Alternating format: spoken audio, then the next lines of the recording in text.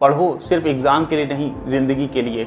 Marks से ज़्यादा skill important है और रट्टा मारने से ज़्यादा अंडरस्टैंडिंग।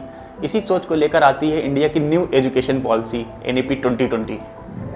34 साल के गैप के बाद इंडियन एजुकेशन सिस्टम को ट्रांसफॉर्म करने के इरादे से आई इस एजुकेशन पॉलिसी ने हॉलिस्टिक, फ्लेक्सिबल और मल्टी डिसिप्लिनरी अप्रोच को अपनाया है।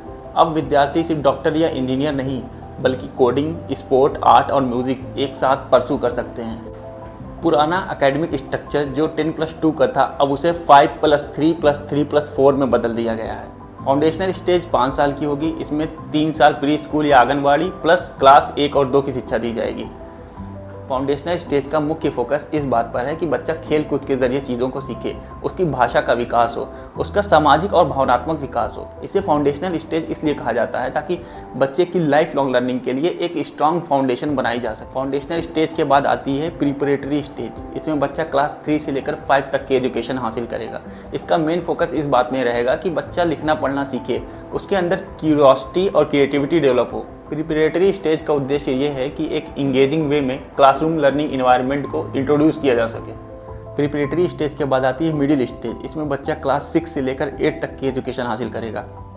इसका मुख्य उद्देश्य ये है कि बच्चा कोडिंग और वोकेशनल एजुकेशन से वाकफियत हासिल करे, वो प्रोजेक्ट और एक्सपीरियंस के ज़रिए चीज़ों को सीखे और उसके अंदर हर सब्जेक्ट की कॉन्सेप्चुअल अंडरस्टैंडिंग हो, साथ ही साथ उसके अंदर प्रॉब्लम सॉल्विंग स्किल और क्रिटिकल थिंकिंग भी डेवलप हो।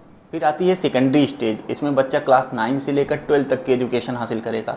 इसमें सब्जेक्ट चॉइसेस रहेंगी। इसका अल्टीमेट एम यही है कि बच्चा करियर को लेकर, हायर एजुकेशन में जाने को लेकर या रियल लाइफ चैलेंजेस का सामना करने के लिए पूरी तरह प्रिपेयर रहे। हायर एजुकेशन में बहुत सारे रिफॉर्म्स किए गए हैं। मल्टीपल एंट्री एग्जिट ऑप्शंस हैं। एकेडमिक क्रेडिट बैंक को इंट्रोड्यूस किया गया, जिससे स्टूडेंट्स को बहुत ही फ्लेक्सिबिलिटी मिलती है। 29 जुलाई 2020 को इस एजुकेशन पॉलिसी की शुरुआत हुई थी और इस पॉलिसी को आए हुए अभी 6 साल हो चुके हैं। पिछले 6 सालों में कुछ मेजर चेंजेस देखने को मिले हैं। बहुत सारे स्टेट्स ने नए करिकुलम फ्रेमवर्क को अपनाया है। दोस्तों, डिजिटल लर्निंग कोविड के बाद बहुत तेज़ी से ग्रो हुई। दीक्षा और स्वयं जैसे प्लेटफॉर्म वाइडली यूज़ किए गए। रीजनल लैंग्वेजेस को बढ़ावा दिया गया, लेकिन हायर एजुकेशन में ट्रेंड फैकल्टी और मटेरियल की कमी अभी भी है। हायर एजुकेशन में रिफॉर्म्स शुरू तो हो चुके हैं, मगर इनका पेस बड़ा स्लो है। मुख्तसरन यही कहना चाहूँगा कि NEP 2020 एक स्ट्रॉन्ग रोड मैप है, लेकिन असली ट्रांसफॉर्मेशन अभी आना बाकी है। Thank you.